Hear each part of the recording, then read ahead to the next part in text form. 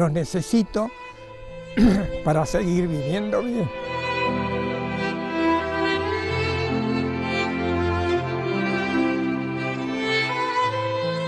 Težak je susret kad sretneš oca poslije 35 godina.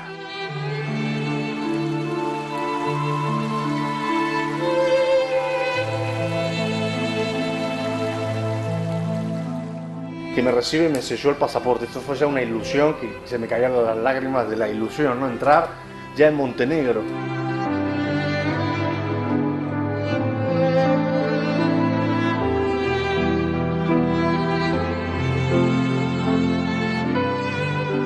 Znao je da nema gdje da se vrati nazad i to je bio razlog da se izjasni da ide dalje.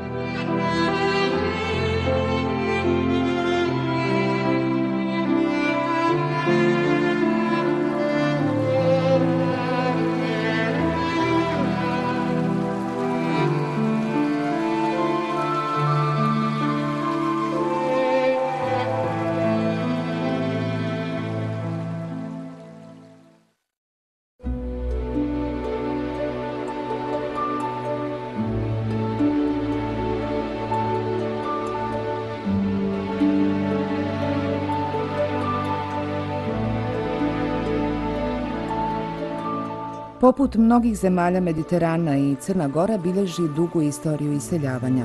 Crnogorci su zemlju napuštali iz nevolje zbog rata, gladi, siromaštva. Otići nije bilo lako. Razdvajali su se porodice, ostavljali imanja, napuštale kuće. Na teškom i mučnom iseljeničkom putu nekima se izgubio svaki trag.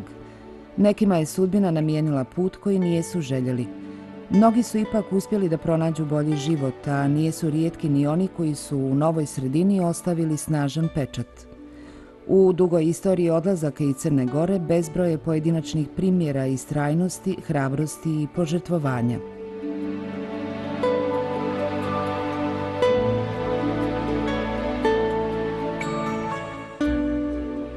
Priča o Batriću Božoviću, jednom od najbogatijih i najuglednijih ljudi južnoameričke države Peru, počinje u selu Glavaca kod Berana. Drugi svjetski rat zatekao ga je u uniformi kraljevske vojske u Sarajevu, a njegova 3 rođena brata u partizanskim redovima.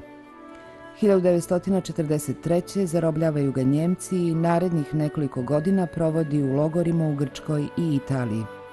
U Crnoj Gori ostaju supruga Milica i jednogodišnji sin Miomir. Od svih tih 2 godine koliko su bili u braku, možda je bio par mjeseci sa njom.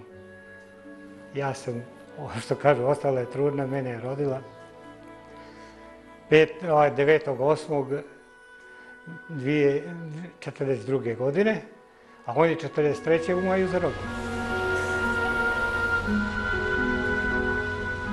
Nakon demobilizacije sa grupom zemljaka odlazi u Njemačku, a onda u prašume Perua. Put ga dovodi u mjesto Oksa Pampa. Počinje da se bavi jednostavnim stolarskim poslovima i za relativno kratko vrijeme Batrić Božović gradi jednu od najvećih kompanija za preradu drveta, koja uskoro postaje vodeća u drvnoj industriji ne samo Južne Amerike. Opština Oksa Pampa mijenja zakon prema kojem nijedan stranac ne može biti gradonačelnik. Nakon toga na prvim sljedećim izborima Batrić postaje prvi čovjek grada i upravnik amazonskih oblasti Perua. U sjenci poslovnih uspjeha teče njegova porodična priča. Kontakti sa Crnom Gorom vremenom mijenjavaju i on u Peruu formira novu porodicu. Kad se oženio, odmah je napisao pismo mojoj majci, Milica. Ja sam se oženio, ti ostavi Miomira kod Radovana i Stanice i udaj se. Nemoj mi, čak bio je korektan. Stalno, redovno je pisao i obaveštavao. Ona nije htjela, ona je rekla, ja više volim da se zove mrtvog Batrića nego živog bilo kojeg drugog. Prolazile su godine i decenije. Milica je ipak ostala kod svekre i svekrve, a Miomir rastao sa majkom, babom i džedom i znao da ima oca koji živi negdje daleko. Ja sam shvatila njegov bol, njegovu želju da vidi oca i tako, ali on to skrivao. I od mene i od svih. Ali ipak sam nekako sebi dala zadatak da ću najviše da mu pomognem. i to se i desilo 77. godine početkom, tako podigla sam kredit na poslu gdje se radilo u Đakovici i obezbedila sredstva za put, nagovorila ga da ide da vidi oca od glave do pete, bar jednom u životu. Jer rat je rat bio, šta mi znamo? Bilo koja istina da mi ne znamo šta je to, ali ono roditeljsko, mislim, što čovjek osjeća u dubini svoje duše, to treba na kraju da ostvari. Rekla sam mu ja da je to moj otac u svijetu. Čim bi napunila 18 godina, ja bi ga potražila.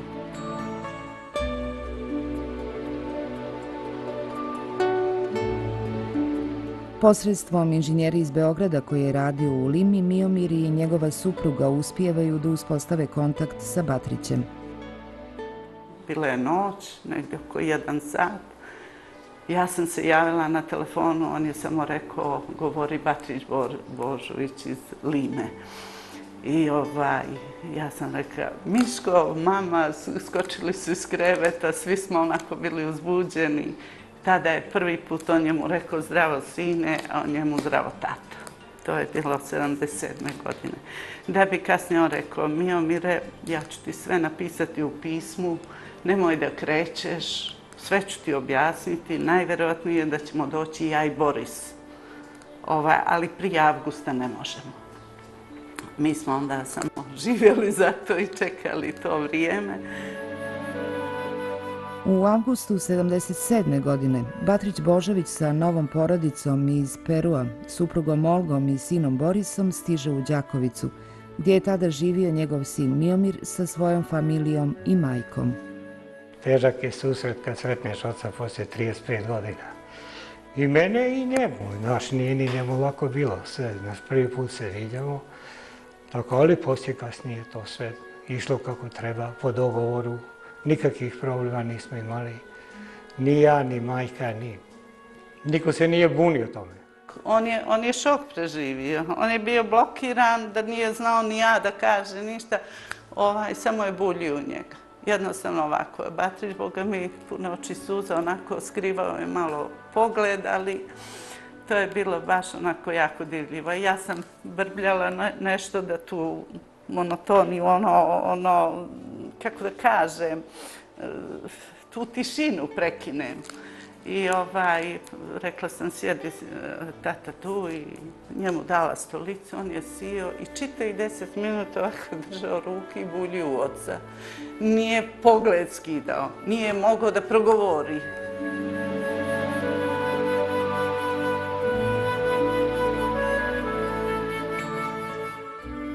A Bogu je malo tu bilo riječi, pravo da vam kažem. Tu je bilo tog trena dosta teško, ali sve u svemu polako se to sve normalizovalo.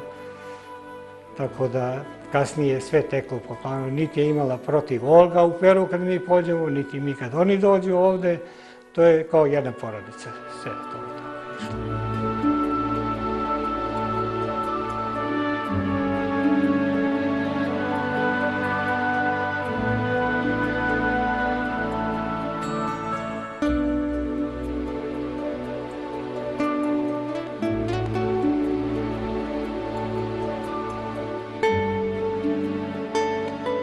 Batrić Božović umire 2005. u Peruu na rukama najstarijeg sina Miomira iz Crne Gore. Tako je to bilo. Malo čudno, ljudi žive u istom gradu, u istom stanu, pa ne budu prisutni. A 16 sati leta je ulazak do Lime. To je ogromna udalje. Ali eto, htjela je sudbina taka da budem i to mi je draže od svega. Od čitavog kapitala. To sam ja uspio. Tako je.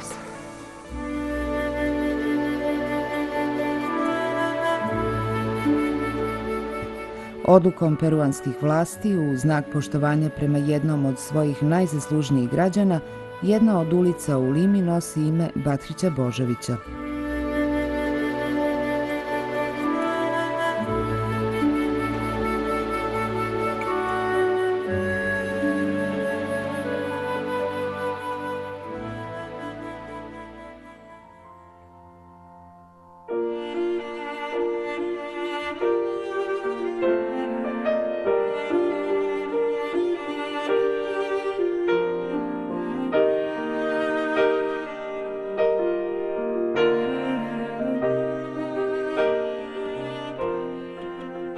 Za istoriju crnogorskih iseljenika u Južnoj Americi značajno je ime Pavla Popovića iz Doljana kod Podgorice. Svoj život posvetio je građevinarstvu, bio veliki dobročinitelj i patriota. Njegove kompanije izgradile su više argentinskih i bolivijskih željezničkih pruga, puteva i mostova. U Argentinu se odselio iz Podgorice 1912. Crnogorce koji su dolazili u Južnu Ameriku zapošljavao je, ako ne u svojoj, onda u kompanijama sa kojima je sarađivao, u Argentini ili Boliviji. Mnogima je pomagao da sami zasnuju građevinske firme i nalazio im poslove. Bio je jedan od osnivača Jugoslovenskog doma u Buenos Airesu. Nakon Drugog svjetskog rata Pavle Popović bio je u Latinskoj Americi jedan od glavnih organizatora prikupljanja pomoći za ratom porušenu Jugoslaviju. Vođen entuzijazmom o poslijeratnoj izgradnji zemlje, 1955. dolazi u Crnu Goru gdje iznenada umire. Sahranjen je na groblju u Doljanima.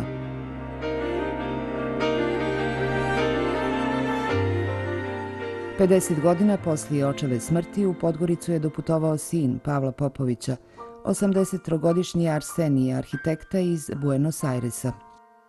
Me siento inmiscuido, me siento junto, me siento como que pertenezco. Todos los rostros me parecen familiares, el verde del paisaje, todo me parece familiar, como si lo hubiese vivido en otra vida. El encantado y el agradecido soy yo. Los necesito para seguir viviendo bien.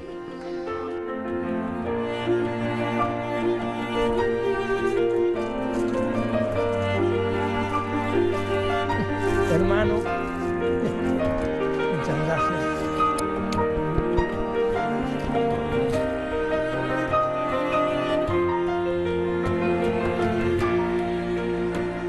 Ne idem niđe, ali kad sam čuo za njega, od radosti sam došao da se zagrlim sa njim. Ko? Mene je 92. Njemu je 83. To su već godine. Za njega, za mene da ne govori.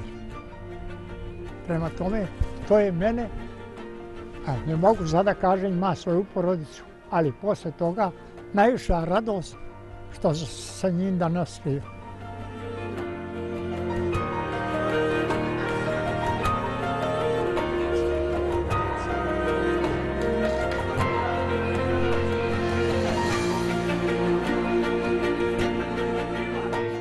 Bila je to prilika da se poslije 5 decenija ispričaju nedovršene porodične priče.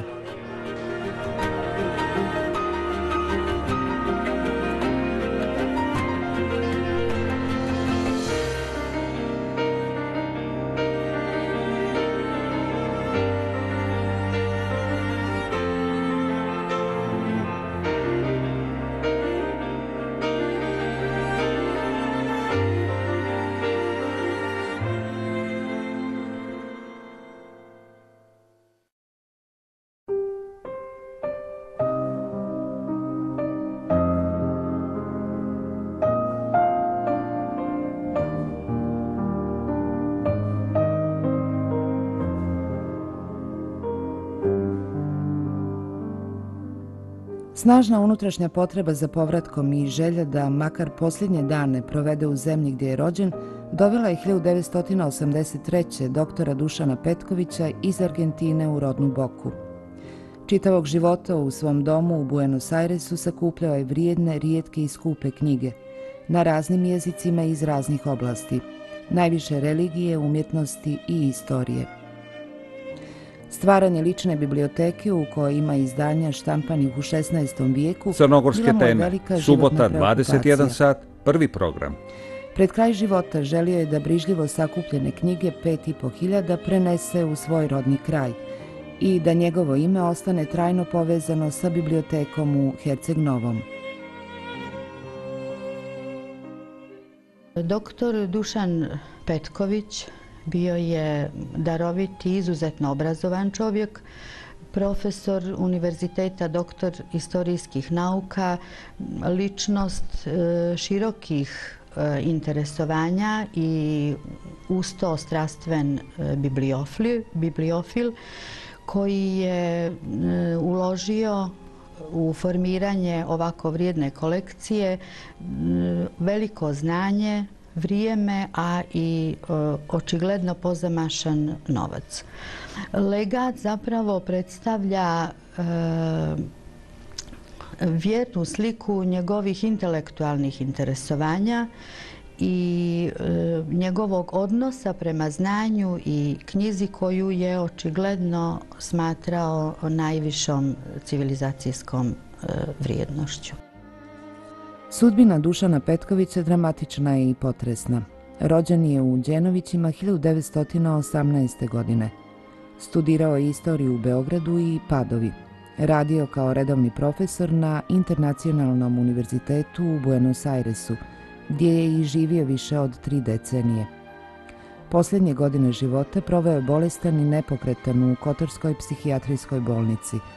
Tu je i umro u julu 1986.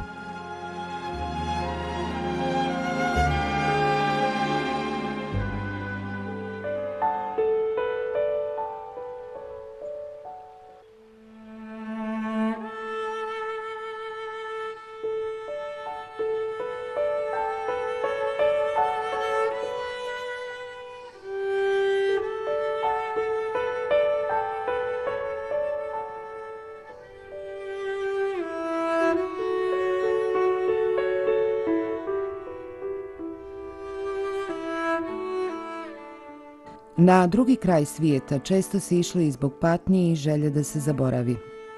Milovana Radenovića iz sela Meteh ispod Prokletija 1943. zarobljavaju Njemci. Slijede logori u Grčkoj i Italiji, a u međuvremenu stravičan pokolj u selu Velika, gdje strada skoro čitava njegova porodica. Njegova porodica 1943. godine izbjegla iz sela Meteha u Aržanicu, odnosno njegova supruga Raba je bila od Tomovića iz Velike, tako da je sa svojom djecom i sa svekrvom Lepom pobjegla kod Tomovića, pošto je ona sestra Draga i Daše Tomovića, ona je otišla u Veliku da bi spasila naravno svoju porodicu. I 1944. godine u onom poznatom pokolju u Velici ubijena je moja baba Lepa, njihova 2 djece u onom stravičnom pokolju. Tako da od te porodice otprilike nije ostao niko. Braća mogu ujaka, Milorad i Miodrag, jedan od 21 godinu, jedan od 16 godina, tada su strijeljani u Gornjoj Aržanici. Krajem 1944. godine moj ujak je saznao u Italiji da je njegova porodica faktički likvidirana i da je samo ostao djed Đole, star 100 godina u Meteh, i njegova jedna ćerka divna koja je pukim slučajem iz Velike pretekla od tog stravičnog pokolja.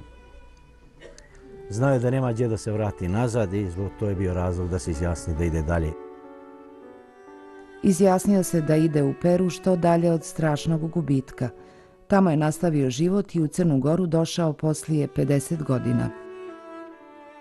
Došao je, vidio je kraj gdje je bio još jednom, došao je sa porodicom, drugom porodicom koju je formirao u Americi. Oženjen je sa Peruankom, ima 2 sina i ćerku. Snašli su se u Peru dobro, žive. Oni su bili, prije 10 dana su boravili tu porodičnu, njegova ćerka sa djecom, sinovi i tako. I moja ujna koja je Peruanka.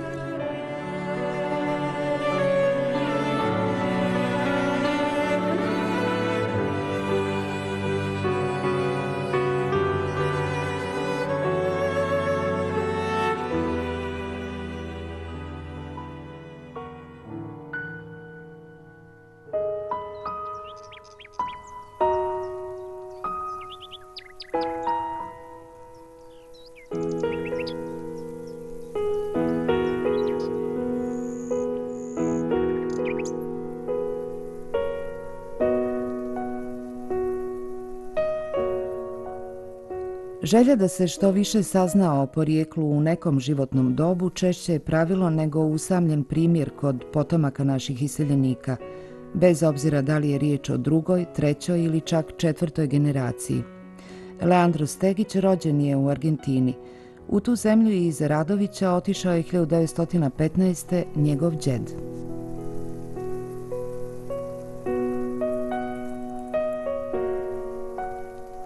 Yo vivo hace 12 años en España, viví 8 años en Barcelona y 4 en Madrid. Y hace 4 años se me prendió un poco la lamparita y la ilusión que siempre había tenido un poco aparcada, estacionada, de venir a Montenegro. Entonces, por primera vez, pues me saqué un pasaje vía desde Barcelona a Dubrovnik, que era lo más fácil para llegar. Desde Barcelona a Dubrovnik, Dubrovnik alquilé un coche y vine para Montenegro. ¿Por qué? Tenía una ilusión, primero de todo, de tocar la tierra y decir, mi abuelo, mis antepasados son de aquí. La ilusión por Montenegro, por conocer y por encontrar a la familia, que yo no tenía contacto con la familia. O sea, la familia se perdió un poco el contacto, mi abuelo murió y se perdió un poco. Antiguamente todo era vía cartas, no había mails, no había Facebook, no había nada, ¿no? Lo primero fue entrar por la frontera desde Croacia a Montenegro. Fue el primer impacto ver al policía que me recibe y me selló el pasaporte. Esto fue ya una ilusión, que se me caían las lágrimas de la ilusión, ¿no? Entrar ya en Montenegro.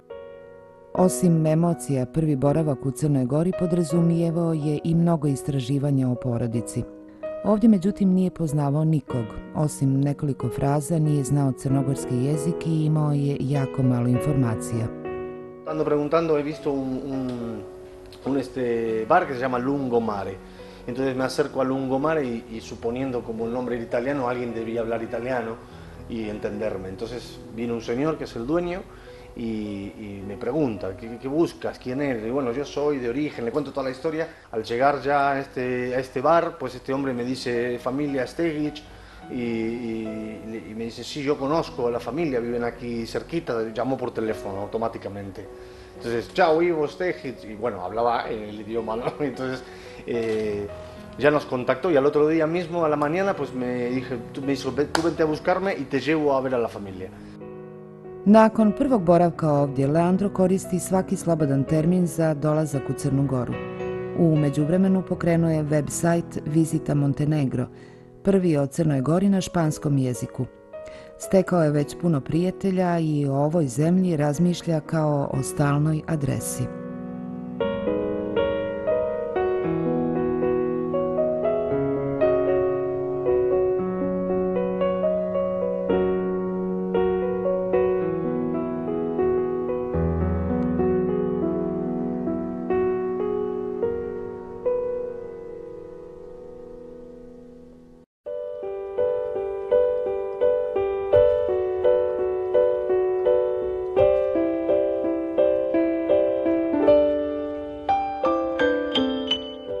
Iskonsku vezanost za Crnu Goru nije pokolebao ni utisak da je zemlja njihovih predaka zaboravila na Crnogorce u Južnoj Americi, osim svijetlih primjera poput Matice Crnogorske i pojedinaca entuzijasta. Sa nezavisnošću stvari su krenule u boljem pravcu. Nedavno je naimenovan crnogorski ambasador u Buenos Airesu Gordan Stojović. Šef diplomatije Igor Lukšić obećava da će država uraditi sve kako bi veze bile obnovljene. Ne samo povezivanju sa dodatnom produbljivanju odnosa i povezivanju sa našom dijasporom u Argentini, već i kroz uspostavljanje počasnih konzulata i u Urugvaju, i u Boliviji recimo, ili Čileu, te pokidane veze polako počnemo obnavljati sa ambicijom da ne samo budu obnovljene u tom smislu, da kažem, kataloškom ili vođenja nekog registra, već zaista da to bude uvod u intenziviranje odnosa, jer vjerujem da potencijal koji posjeduje naša dijaspora u Južnoj Americi može i tekako biti od pomoći i sveukupnom razvoju, i naučnom, i kulturnom, i ekonomskom razvoju naše države. Uspostavljanju novih ili obnavljanju skoro pokidanih veza nadamo se da će doprinijeti i naš serijal. Crnogorci u Latinskoj Americi prvi je cjeloviti televizijski dokument kod nas posvećen našim ljudima na tom kraju svijeta. Pripremama za realizaciju posvetili smo više od 1,5 godine, a samo snimanje počeli u junu prošle godine. A sve to vrijeme naša ekipa prešla je skoro 35.000 kilometara. Krenuli smo od Rudina kod Nikšića, nastavili po čitavoj Crnoj Gori i posljednji kadar snimili u Argentini u provinciji Chaco, 13.000 kilometara daleko odavde. Naredna 3 mjeseca svakodnevno kadrove smo slagali u montaži.